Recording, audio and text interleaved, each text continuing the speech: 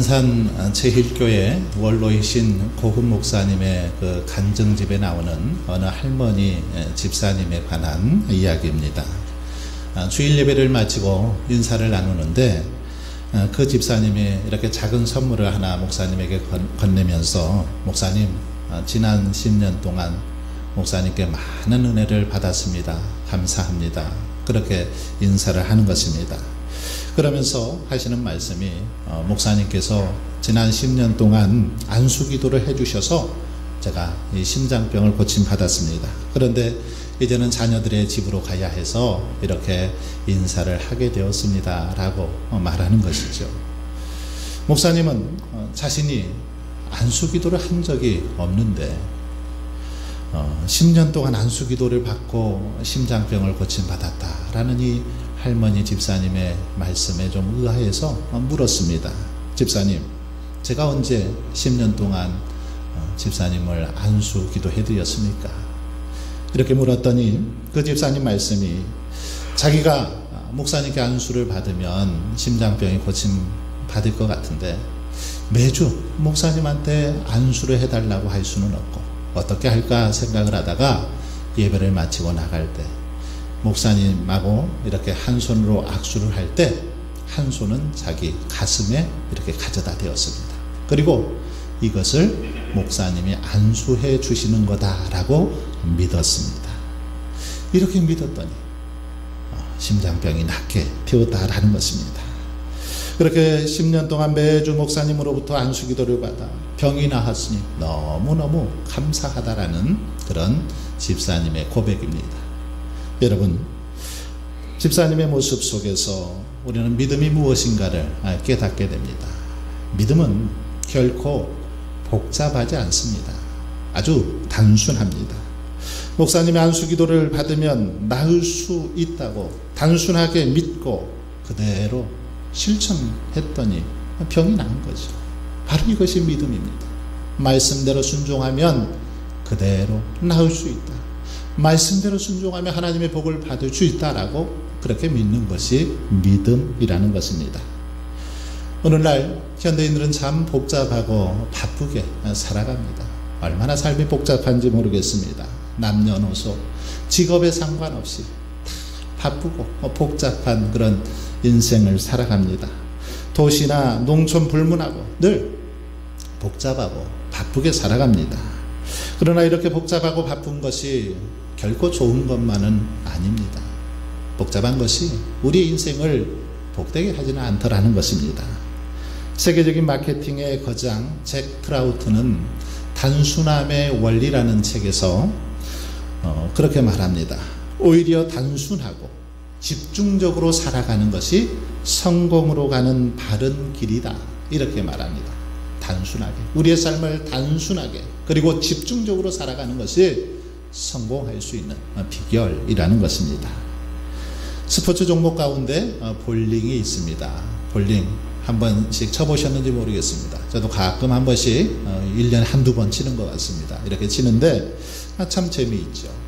그런데 현대와 같은 볼링 규칙을 만든 사람은 종교개혁자인 마틴 루터입니다.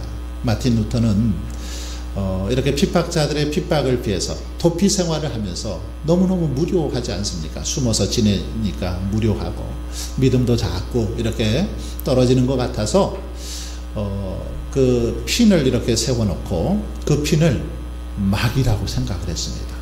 저 마귀라고 생각을 하고 이제 볼을 가지고 핀을 향해서 굴리면서 저 마귀를 넘어뜨려야 된다. 그래야 영적 싸움에서 승리할 수 있다라는 그런 마음으로 그렇게 게임을 했는데 이것이 볼링의 시작이 되었다라는 것입니다.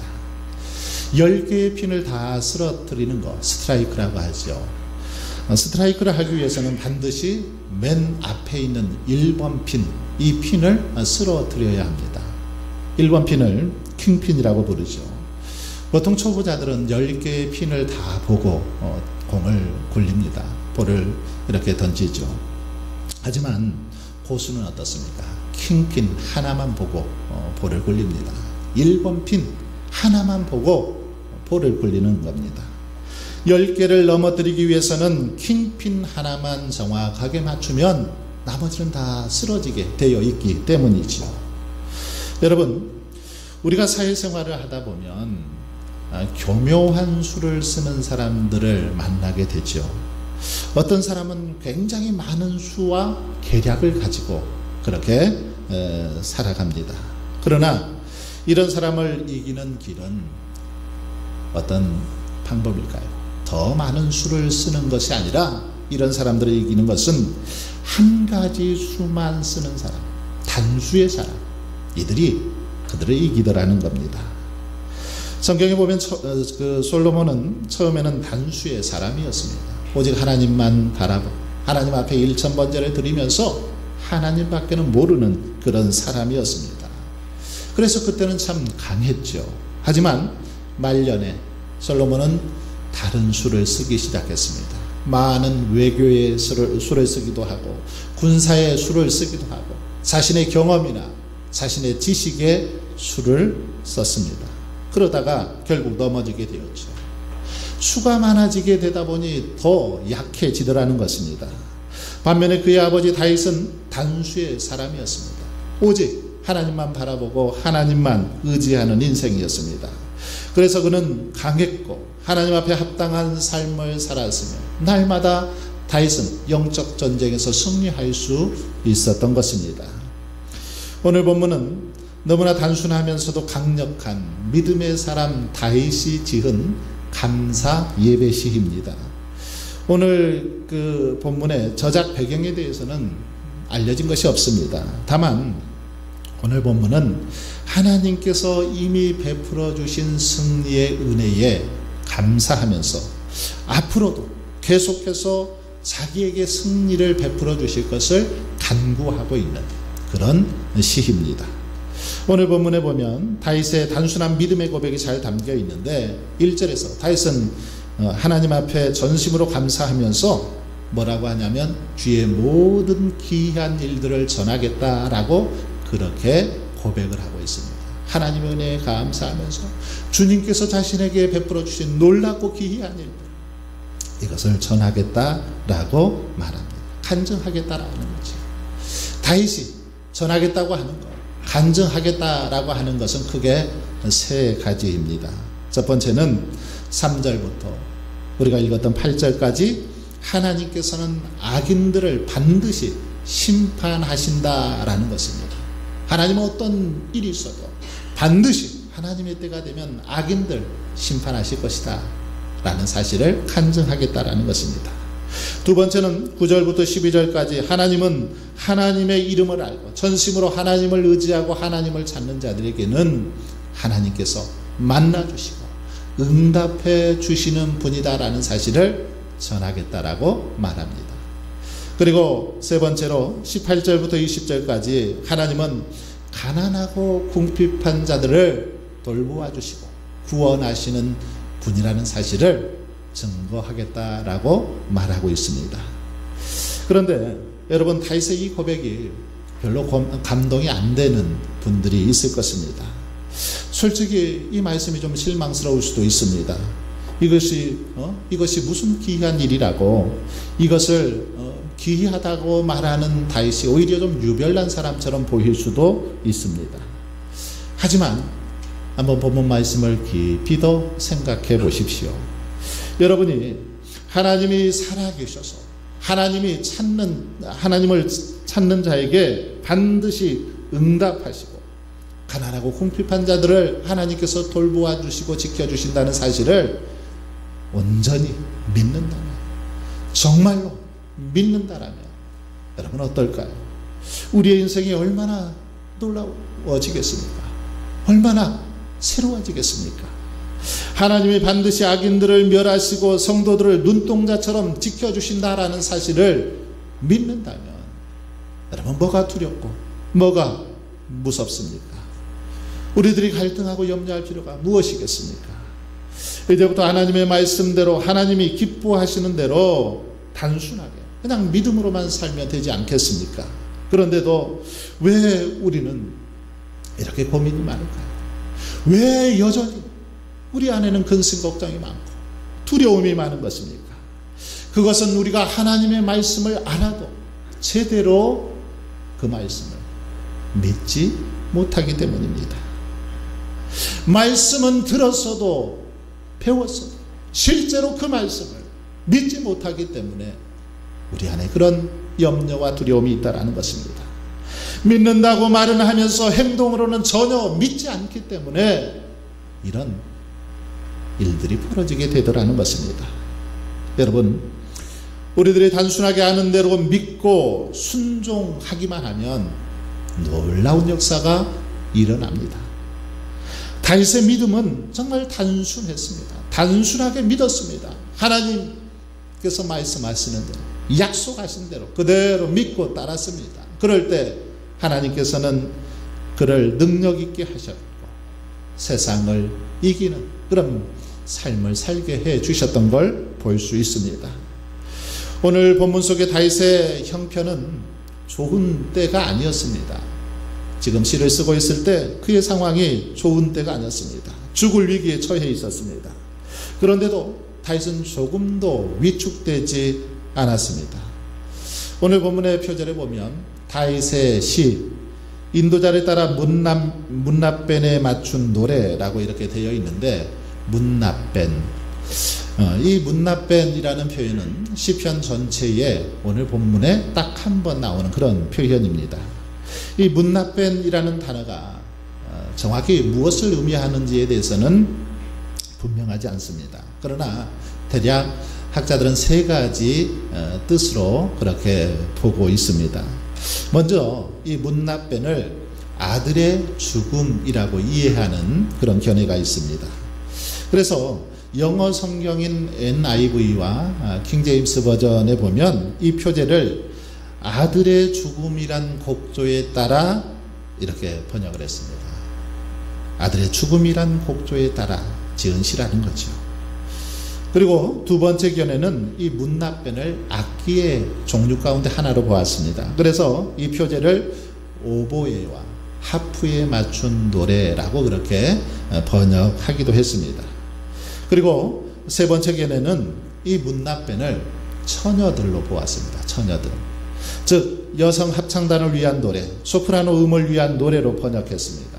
그러나 당시 여성 그 성가대가 존재했는지도 의문이기 때문에 이것도 명확하지는 않습니다. 세 가지 견해 가운데 어떤 입장이 더 신빙성이 있는지 더 연구가 필요하지만 당시의 성도들에게는 이 표현의 의미가 쉽게 이해되었다라는 거죠. 우리는 지금 정확히 알 수 없지만 당시의 성도들에게는 이것이 쉽게 이해되었다라는 것입니다. 한편 표제에는 본시의 그 저술 배경과 관계된 언급도 없습니다. 어떤 배경하에서 이 시가 쓰여졌는지 알 수 없다라는 거죠. 내용 가운데도 특별히 배경과 관계된 그런 언급이 없습니다.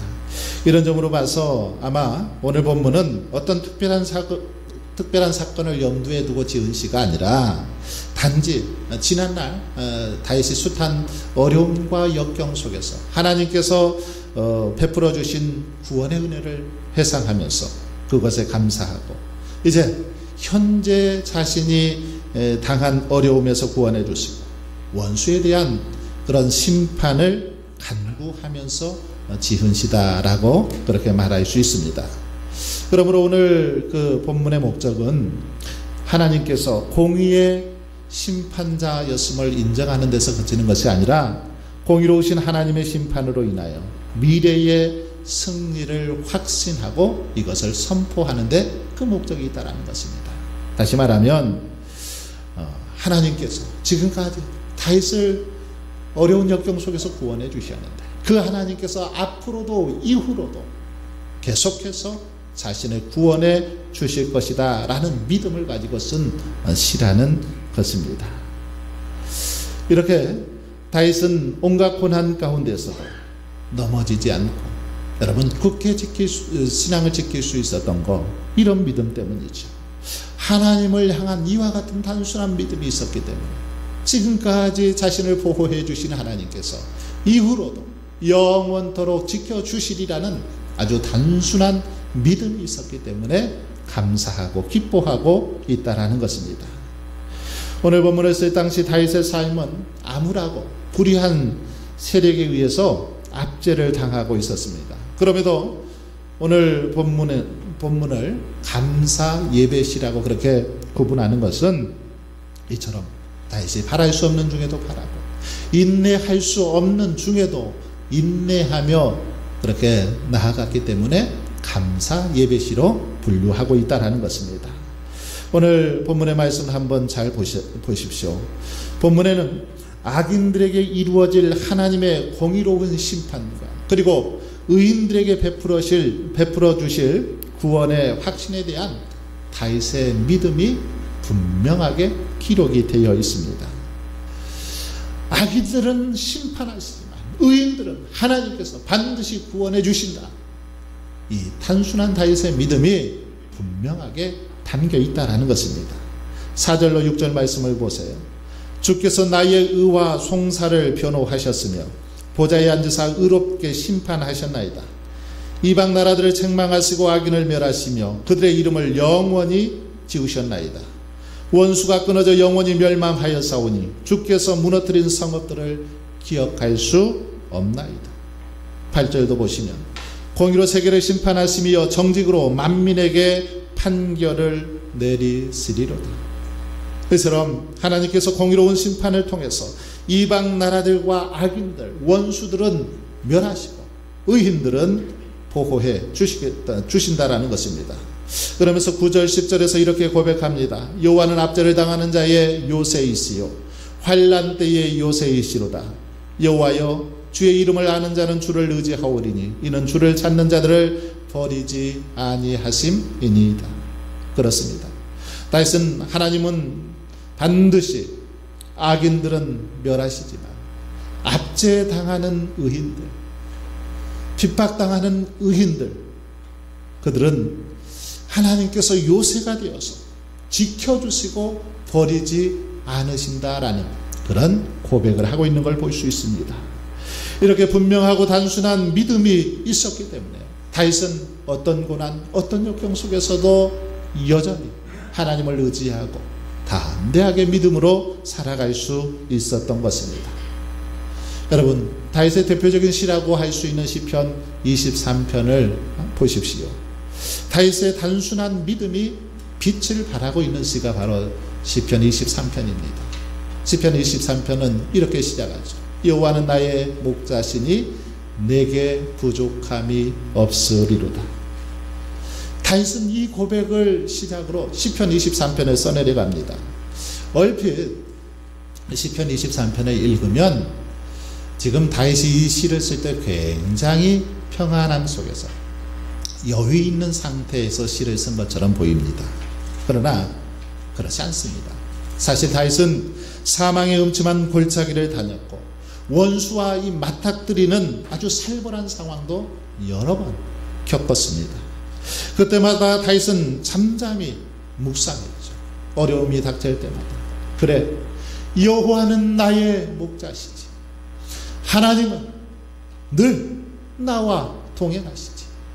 하나님께서 나의 인도자가 되시지. 이것을 계속해서 어려운 순간순간마다 묵상하고 또 묵상했다라는 것입니다. 그리고 주저없이 내게 부족함이 없으리로다 고백하며 찬송할 수 있었다라는 것입니다. 여러분, 이렇게 다윗의 믿음은 단순 명료했습니다. 바로 이것이 그의 삶을 능력 있게 만들어 주었고 하나님의 복을 받게 되었습니다. 한 어머니가 어린아이를 데리고 이렇게 교회에 와서 예배를 드리는데 아이가 이 강단 쪽에 있는 십자가를 보고는 그렇게 말하는 것입니다. 엄마, 저기 더하기가 있어, 더하기. 그렇게 아이가 말을 하는 것입니다. 십자가를 아이는 더하기로 본 거죠. 여러분, 주님은 어린아이들이 오는 것을 용납하고 금하지 말라라고 말씀하셨습니다. 천국은 어린아이와 같은 자들의 것이다 라고 말씀하셨죠. 왜 그렇습니까? 어린아이는 단순하고 순수하기 때문입니다. 아이들은 그냥 보이는 그대로 봅니다. 더 이상 따지지 않죠. 아이들을 한번 생각해 보십시오. 배고프면 밥 달라고 합니다. 추우면 춥다고 하고 더우면 덥다고 하죠. 이것저것 따지지 않습니다. 그래서 어린 아이들이 신앙 체험도 더 빨리 할 수 있는 것 같습니다. 이것저것 안 따지니까 말씀하면 말씀도 그대로 받아들입니다. 성경에 나오는 많은 기적들, 사건들 그대로 받아들입니다. 그러니 더 놀라운 역사가 일어나는 것이죠. 미국의 종교 심리학자가 신앙인들 1000명을 대상으로 조사를 해보았습니다. 당신은 몇 살에 하나님을 만났습니까? 몇 살 때 하나님을 깊이 체험했습니까? 라고 그렇게 물어봤습니다. 그랬더니 548명이 1000명 중에 548명이 20세 이전에 하나님을 경험했다라고 그렇게 대답했습니다. 그리고 337명이 20세에서 30세 사이에 하나님을 경험했다라는 것입니다.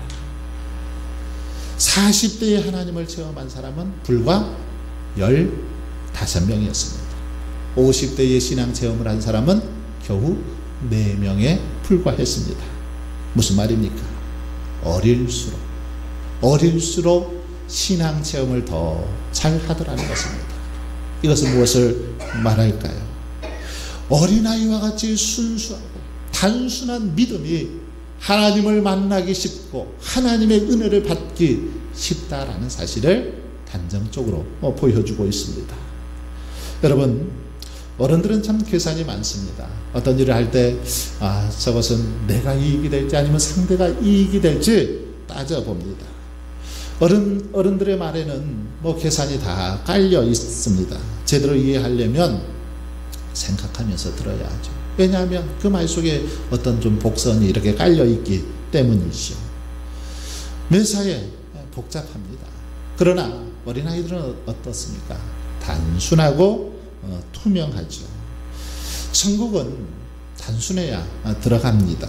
믿음도 단순해야 믿음이 좋습니다. 이리저리 생각이 많은 믿음은 어쩌면 참 믿음이 아닐 수 있습니다. 단순히 예수님만 믿으면 구원받을 수 있고 예수님이 길이요 진리요 생명이다라는 사실을 그냥 단순히 받아들이는 것입니다.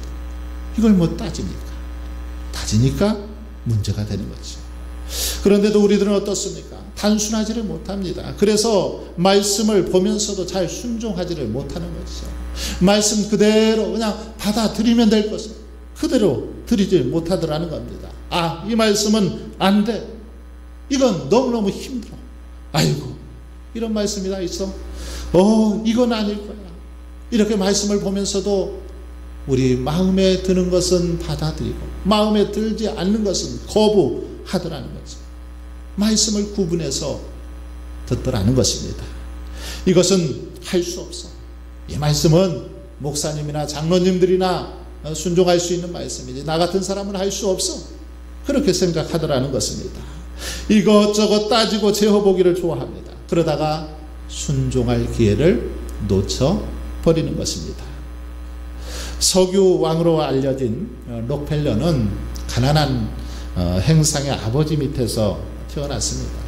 젊어서는 장래성이 없다고 여인에게 버림을 받기도 했습니다. 그런 명문대학을 나오지도 못했습니다. 참 어렵게 그렇게 살았는데 하지만 그는 나중에 큰 부자가 됩니다. 그리고 명문대학인 시카고 대학도 세우고 정말 많은 사람들에게 통 큰 기부를 이렇게 하면서 살았던 사람이 록펠러죠. 여러분, 이렇게 가난한 그가 큰 거부가 될 수 있었던 것, 그 비결이 무엇일까요? 그의 고백에서 답을 찾을 수 있습니다. 그는 유일한 희망은 훌륭하고 바르게 사는 것이다 라고 그렇게 늘 말했습니다. 나의 유일한 희망은 내가 훌륭하고 바르게 사는 거다 라고 말했습니다. 그리고 그것을 지키기 위해서 몇 가지 규칙을 정해 놓았는데 그가 정해놓은 규칙은 아주 간단합니다. 첫째, 주일은 한 번도 빠지지 않는다. 주일은 한 번도 빠지지 않는다. 술과 담배는 입에도 대지 않는다. 유흥가엔 절대 가지 않는다. 식사 때는 감사의 기도를 빠뜨리지 않는다. 성경을 매일매일 읽는다. 이것이 록펠러의 생활 규칙이었습니다. 아주 단순하죠. 그런데 그대로 이 규칙대로 그대로 살았더니 하나님께서 그를 축복해 주셔서 그렇게 위대한 인물이 될 수 있게 해 주었다라는 것입니다. 여러분, 사도 바울이 짧은 시간에 그렇게 많은 사역, 사명을 감당할 수 있었던 비결이 무엇일까요? 그것은 그런 아주 단순한 믿음의 사람이었기 때문입니다. 그의 믿음은 참 단순했습니다. 사도행전 20장 24절에 보시면 나의 달려갈 길과 주 예수께 받은 사명 곧 하나님의 은혜의 복음을 증거하는 일을 마치려 하면 나의 생명을 조금도 귀한 것으로 여기지 아니하노라. 자신에게 주신 사명, 자신에게 하나님께서 귀한 사명 주셨는데 이 사명을 감당하기 위해서 자신의 생명도 조금도 귀한 것으로 여기지 않겠다. 이 단순한 믿음 가지고 그렇게 살았다라는 것입니다. 사람들은 되게 결심을 잘합니다. 그러나 한 가지를 붙들고 끝까지, 아주 끝까지 달려가는 사람은 극히 드문 걸 볼 수 있습니다. 하지만 바울은 단순하게 이 결심을 끝까지 붙들고 살았습니다. 마지막 생명 다하는 그 순간까지 끝까지 그 사명을 붙들고 갔습니다. 그럴 때 그 단순함이 그의 인생을 아주 강력하게 이끌어 주었고 하나님 앞에 귀하게 쓰임받는 그런 인생이 될 수 있었던 것입니다. 사랑하는 성도 여러분, 그러므로 저와 여러분도 단순한 믿음을 소유할 수 있기를 바랍니다. 하나님께서 뭐라고 말씀하시든지 말씀대로 믿고 말씀대로 행동할 수 있기를 바랍니다. 다윗처럼 단순하게 하나님의 말씀을 믿고 그 말씀에 순종하며 나아갈 수 있기를 바랍니다. 그래서 단순한 믿음을 통해서 세상의 모든 유혹과 시험을 이기며 복된 삶을 살아가신 저와 여러분의 삶이 될 수 있기를 주의 이름으로 축원합니다.